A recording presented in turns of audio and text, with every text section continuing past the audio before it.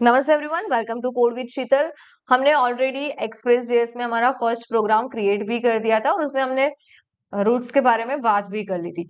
अब इसमें हम बात करेंगे कि हमारे पास कोई एचटीएमएल कंटेंट है या फिर स्टैटिक एचटीएमएल पेज है, उसको हमको रेंडर करना है तो वो हम कैसे कर सकते हैं, राइट। तो पहले हम यही बात कर लेते हैं कि सपोज कोई एचटीएमएल कंटेंट है, मतलब कि यहाँ पे ही डायरेक्टली हम ऐसे लिख सकते हैं h1 about h1, okay. And यहाँ पे इसको हम सेव करते हैं एंड हमारा सर्वर यहाँ पे अब स्टॉप करके यहाँ से नोड मून करके स्टार्ट कर देना, ओके। एंड यहाँ पे हम क्लिक करेंगे तो यहाँ पे ये स्टार्ट हो गया। इसको मैं क्लोज कर देती हूँ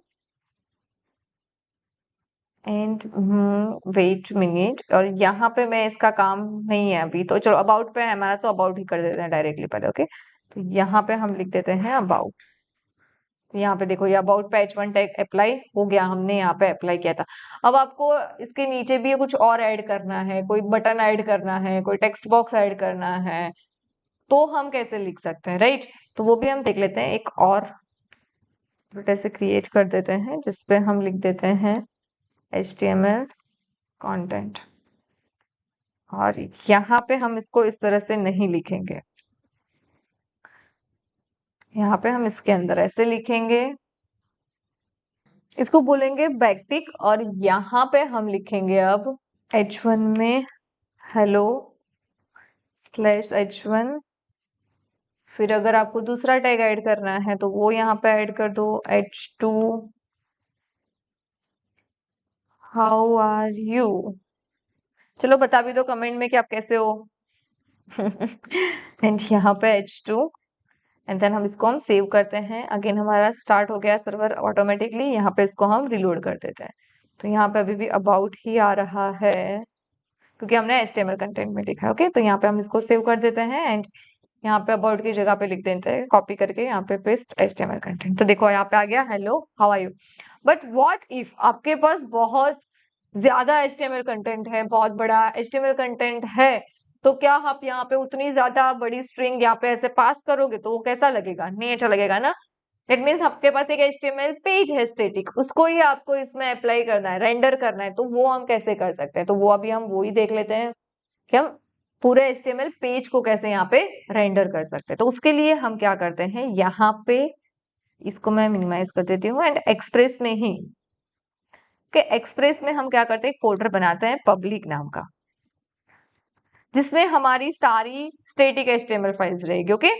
इसके अंदर हम क्रिएट कर देते हैं एक फाइल index.html या फिर home.html लिख दो। चलो home.html भी लिख सकते हो, index.html, ऐसी बहुत सारी फाइल आपकी है तो आप वो सारी फाइल्स यहाँ पे ले सकते हो, ओके।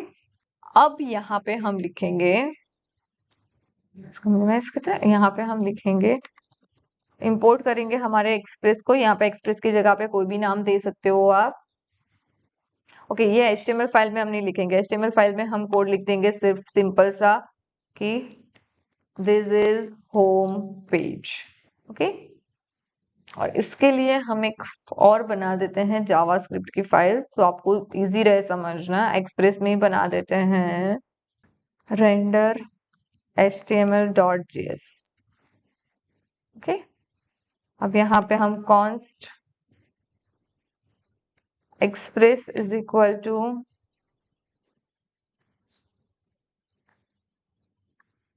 require एंड देन यहाँ पे भी express, इसको सेव कर दो।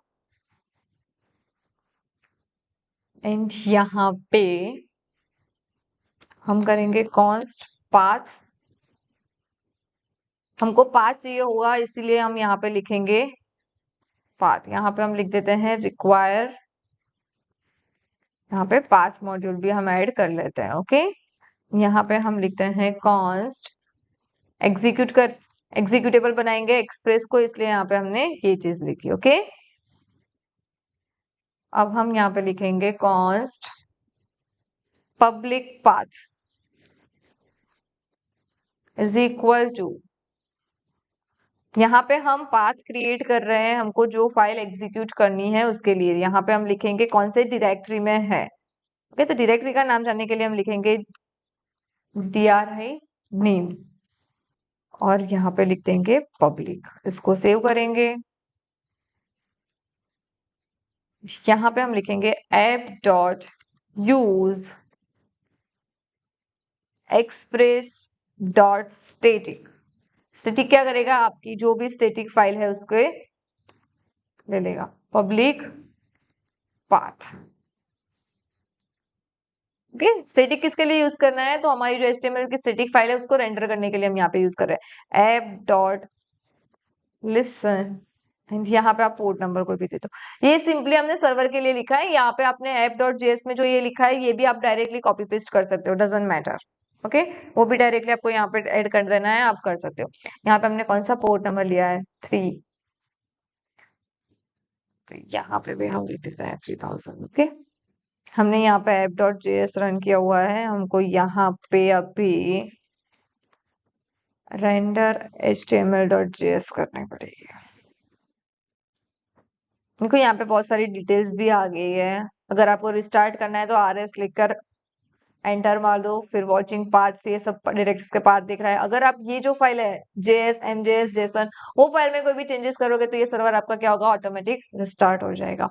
अब इसको हम एग्जीक्यूट कर लेते हैं। तो यहाँ पे हम लिखते हैं local host time 3000 can not gate. तो यहाँ पे हमने about.html बनाया था। यहाँ पे सपोज हम about लिखेंगे, एक्सेस करने जाओगे फिर भी यही एरर आएगी। यहाँ पे आपको क्या करना है, about.html लिखना है। हमारा about नहीं है, सॉरी,